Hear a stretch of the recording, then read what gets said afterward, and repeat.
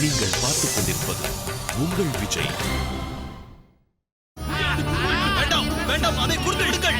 சொல்வதை கேளுங்கள். வேண்டாம், அமருங்கள் அமருங்கள். தொடாதீர்கள், சொல்வதை கேளுங்கள். அதை விட்டு விடுங்கள். பாத்திரங்களை தொடாதீர்கள். பொருட்கள் நில்லுங்கள், சொல்வதை கேளுங்கள். வேண்டாம் வேண்டாம், அதை வை, அதை தொடாதே. எனக்கு பாயசம், அதை எனக்கு தா, எனக்கு தா வேண்டும். அவனிடம் வாங்கிக் கொள்.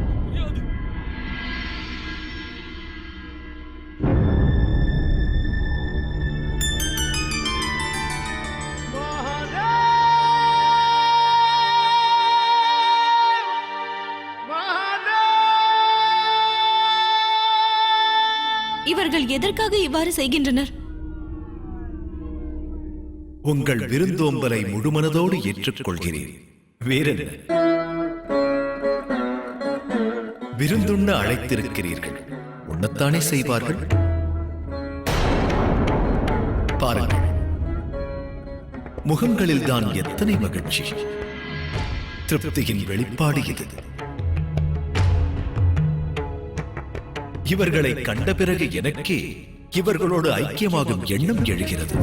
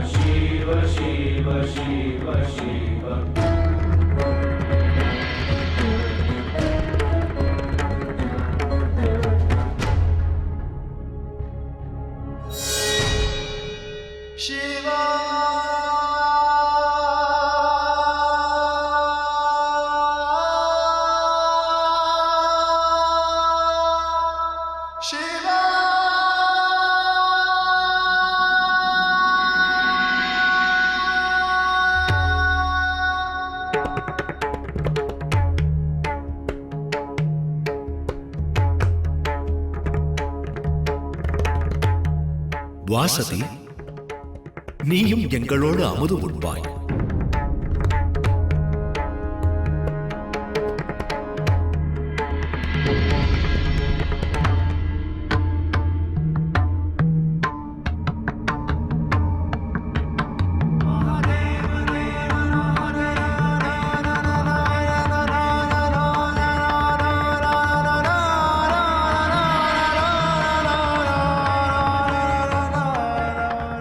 சதி,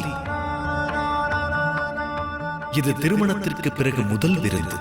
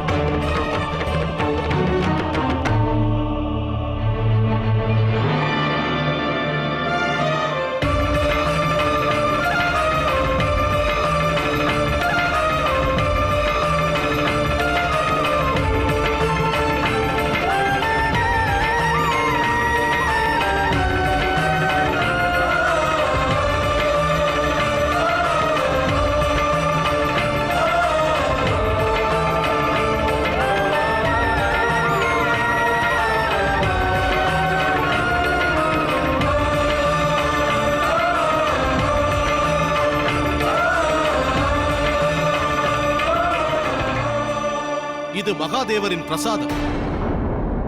இதனை உட்கொள்வதற்கு தாமதம் ஏன்?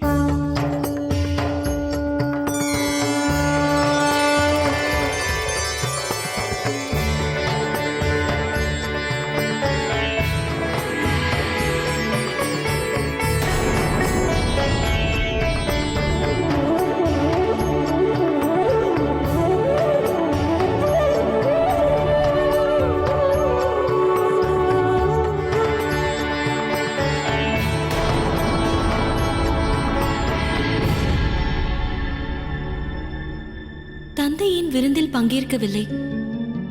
இன்னும் அவருக்கு என் மீது உள்ள கோபம் தீரவில்லையா? விவாகத்திற்கு பின் என்னிடம் அவர் ஓர் வார்த்தை கூட பேசவில்லை. தந்தையே,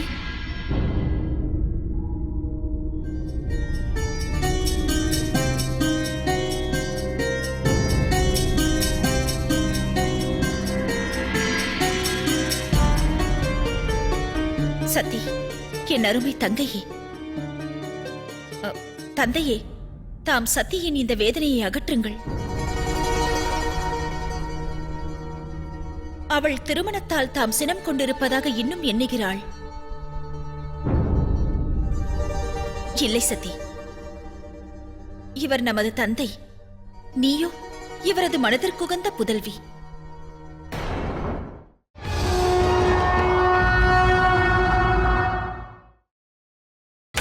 நீங்கள் பார்த்துக் கொண்டிருப்பது உங்கள் விஜய்.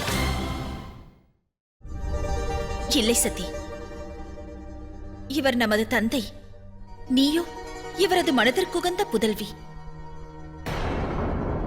உனது லட்சியம் குற்றங்களையும் இவர் மன்னித்தருள்வார். இல்லை அக்கா, தந்தைக்கு எனது திருமணத்தில் சிறிதும் உடன்பாடில்லை. இல்லையேல் மணமகளின் தந்தை மணவிருந்தில் பங்கெடுக்காதிருந்திருப்பாரா? விவாகத்திற்கு பின் என்னிடம் ஓர் வார்த்தையும் உரையாடவில்லையே.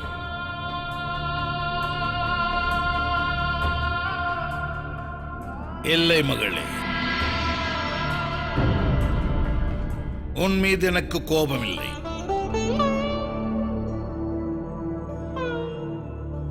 சிவனை வரனாக ஏற்க உனக்கு முன்னரே நான் ஸ்ரீஹரிக்கு வாக்களித்திருந்தேன். இருப்பினும் இந்த விருந்தில் நான் பங்கேற்காத காரணம் எனக்கும் சிவனுக்கும் உள்ள கருத்து மற்றும் கலாச்சார வேறுபாடுகள்தான். மணவிருந்து நிகழும் இந்த சமயத்தில் நான் அங்கிருந்தால் அது சமய பேதங்களுக்கு வழிவகுக்கும். இதனால் உன் மீது கோபம் என்றோ அல்லது சிவனை ஏற்கவில்லை என்றோ பொருள் கொள்ள வேண்டாம். அத்தகைய சிந்தனையை துறந்துவிடு. உனது விவாகம் என் விருப்பத்திற்கிணங்க நிகழாதது உண்மையே. எனினும் உன்னை வழி அனுப்ப விமர்சையான ஏற்பாடுகள் உள்ளன. அது என் விருப்பத்திற்கிணங்க நிகழும். அதில் எந்தவித குறையும் இருக்காது. பிரபு, தாம் என்றென்றும் ஓர் சித்தராக கருதப்படுபவர். இருப்பினும் இனி திருமணத்திற்கு பின் தாம் இவ்வாறு சம்சார வாழ்க்கையில் ஈடுபடுவது தமது இறை சாஸ்திரங்களுக்கு விரோதமானதாக ஆகிவிடாதா? அத்துடன் இனி தாம் தம் தவ வாழ்க்கையை கைவிடுவீர்களா பிரபு? இல்லை காஷ்யபரே, அவ்வாறு நேராது. விவாகம் சிருஷ்டியின் உயர்வுக்கு, இந்த சிருஷ்டியின் இயக்கத்திற்கு எனது திருமண வாழ்க்கை அவசியம். அந்த காரணத்தினால் தான் திருமணத்தை ஏற்றேன்.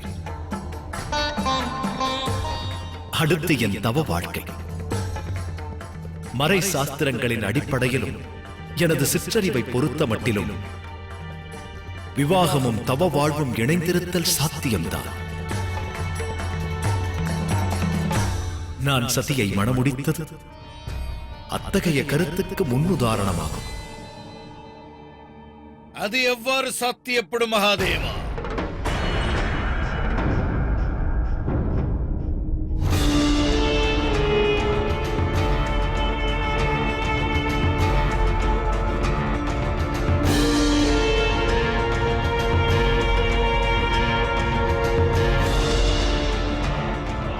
திருமணமும் தவ வாழ்க்கையும் இரு வேறுபட்ட நிலைகள்.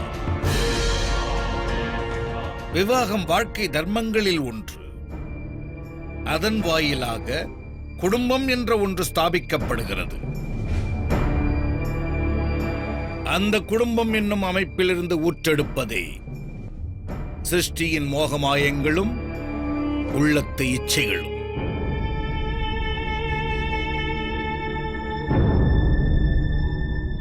அந்த இச்சைகளை பூர்த்தியடையச் செய்ய படைத்து காத்தருளும் பரம்பொருளை நாங்களும் வழிபடுகிறோம்.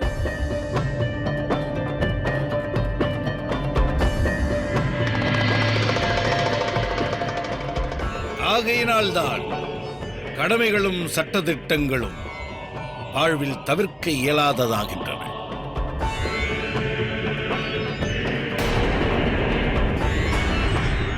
எனினும் தவசியின் வாழ்க்கை துறவர தர்மத்திற்கு முன்னோடி. அதில் இச்சைகள் அனைத்தும் தியாகம் செய்ய நேரிடும். சிருஷ்டியின் மோக மாயைகளிலிருந்து விடுபடுவதே அந்த வாழ்க்கையின் ஒரே பிரதான நோக்கமாக கருதப்படுகிறது.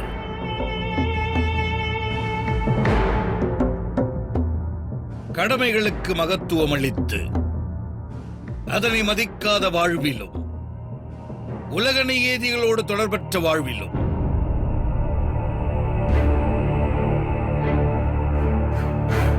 விபரீத முடிவை நோக்கியே வாழ்க்கையும் பயணிக்கும்.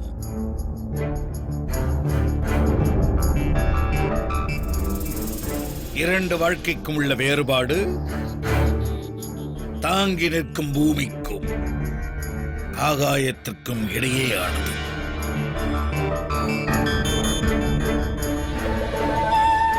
இந்த ரெண்டு வாழ்க்கை பாதைகளும் எவ்வாறு சங்கமிக்க இயலும்? அனைவரோடு வசித்தாலும் பந்தங்களுக்குள் சிக்காததும் தவ வாழ்க்கையின் சான்றுதானே பிரஜாபதி. மண வாழ்வின் நியதிகளை பின்பற்றலாம், எனினும் மோகத்தில் ஆழாதிருப்பது, அகம்பாவத்தை களைந்தெறிந்து அறமார்க்கத்தில் செயல்படுவது தவ வாழ்வின் பிரதிபலிப்பே.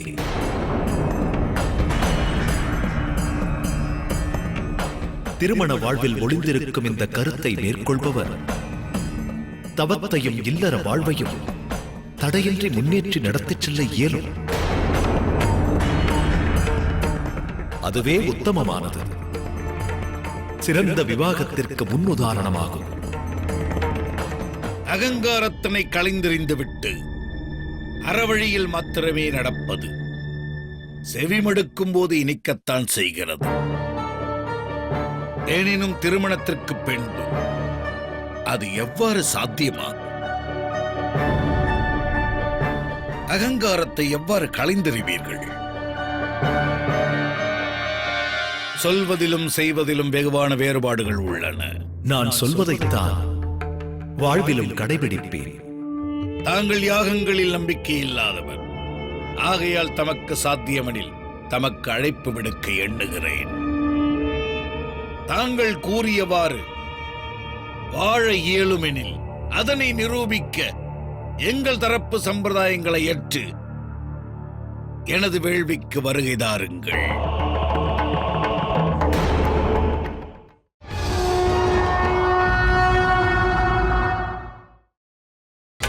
நீங்கள் பார்த்துக் கொண்டிருப்பது உங்கள் விஜய்.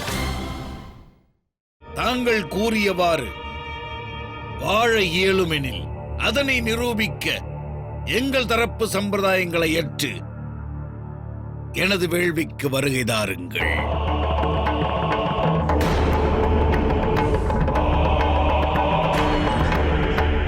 இவர்கள் அனைவரும் தங்கள் கூற்றை ஏற்க இது காரணமாகலாம்.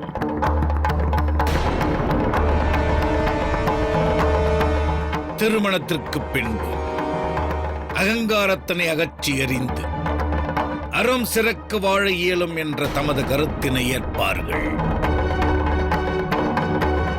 அதற்கு சாத்தியங்கள் இல்லை பிரஜாபதி. நாளை காலை மகாதேவர் அன்னை சத்தியோடு கைலாயம் நோக்கி புறப்பட உள்ளார்.